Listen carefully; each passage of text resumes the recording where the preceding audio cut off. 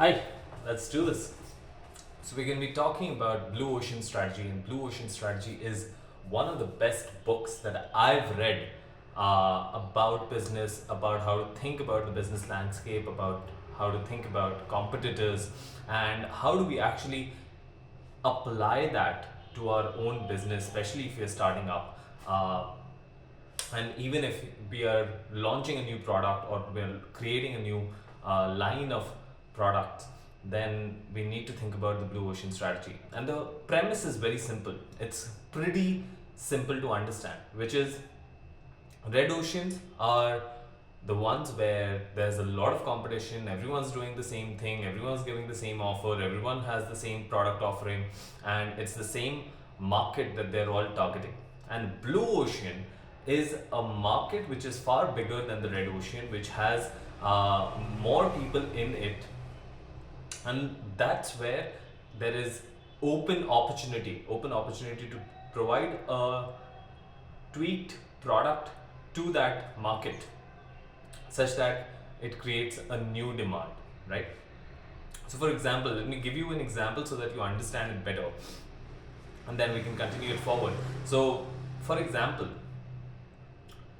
uh, the iPod, like Apple in its heydays, when especially when this whole transformation by Steve Jobs was happening, they were competing in the computers and the laptops market, which was a red ocean. It was a big red ocean. There was a lot of competitors. Everyone was selling it cheap, and Apple was the most expensive product on that market. But the customer base was the same ones, which is the professional buyers, the companies, and the executives, as well as the consumers which were buying those. Right now, they had to get out of that, and how they did that was by using iPod as almost like a Trojan horse, right? So what they did was they figured out a new market, a bigger market, a different market that the technology companies at that time were not targeting.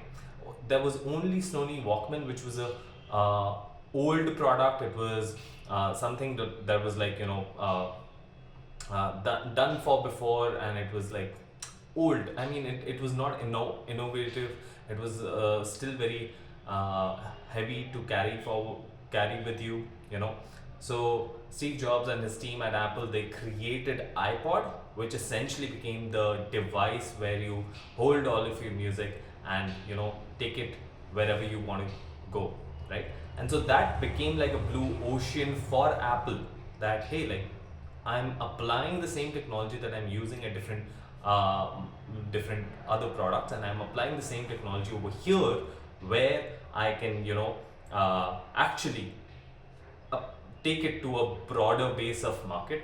And then what his idea was, that iPod would be a great gateway for people to understand about Apple, know about it, know about the product quality, and then they would go and buy Macs and iBooks and Macs and all of those things, right? So that was the idea of blue ocean that iPod found and Apple found in its heydays, and that's what blue ocean strategy encapsulates at its core. That hey, like, there are a lot of markets where there's already a lot of competition, and if you want to just do the same thing as everyone else is doing, then you're just going to be competing at their levels and at their rules. But a better way to strategize, a better way to create things, is to tweak the core set of attributes and features such that you are creating a differentiated offering that appeals to a broader base of market, that appeals to a broader base of customers, right? So for example, another example, and this one is in the book. The iPod one is something that I created, but this one is in the book. For example, think about Cirque du Soleil. I'm not sure if they're still around right now, but it's one of the biggest entertainment companies out there, or at least was. And they were directly competing head on with circus, right? And Cirque du Soleil is essentially a different way of experiencing circus, that is like the glimmer and the acrobatics and everything, the grandeur of circus, but in a different setting. So what they did was they were not competing with circuses, right? They realized that circuses have a really good offering, but that offering is slowly going down. There's a lot of competition and it's not going to be worthwhile. So they changed their offering that, hey, like, I'm going to keep the acrobatics, I'm going to keep the grandeur, I'm going to keep all of the fun parts of the circus and the feel of it, but I'm going to remove all of the logistical hassle that comes with it, which is remove all the animals, remove all the animal plays, and all of those things. That means now I can hold these shows anywhere in the world. I still have a big team to take around, but I still, my cost of taking the shows around is quite less. And I'm gonna price the ticket so high that it becomes a great entertainment way for executives and the upper middle class people to experience circus in a much more fun and refined way, right? So they upped their prices from what the circus was charging, say $10. They upped it to $100 per person, right? Probably more right now. They went and took the show in mainstream theaters and mainstream places. So they've been doing that in Las Vegas, they've been doing that in Broadway shows, or Broadway theaters, sorry.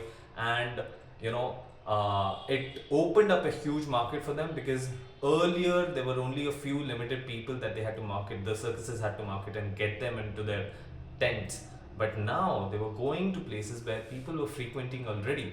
They used an existing distribution channel of the theaters and just repurposed that theater into a much more refined experience of the circus, right? And that became a great model, a great strategy for Cirque du Soleil to, endure a whole lot of years, almost 20-25 years at least, if they're still not around. If they are around, then probably more. But it is like in a league of its own. They stopped, like, you could not compare them with other circuses around, right? And that's the power of blue ocean strategy. And I hope that you get a gist of it. The book definitely goes much deeper. It has clearer tools that you can use, and I'm going to be talking about them as well pretty soon. But this is one of the ways. I just wanted to introduce the concept. I wanted to introduce what this strategy is about, and how can we start implementing that in your business, right? So this is the idea of blue ocean strategy, and I'm going to be coming up pretty soon with another video with the next part, which is the tools of blue ocean strategy and how you can actually apply it in your workflow, in your business and in your workflow, right? So, and I'm going to be giving you heaps of examples where we'll discuss different businesses from the lens of blue ocean strategy, so that you get a very good overview of these, right? So put in your comments so that you tell me what you want to know specifically about blue ocean strategy, or what area of business you want to apply it to, or industry of business that you want to apply to, and then I'll be able to give specific examples and get more specific case studies out of my head, right?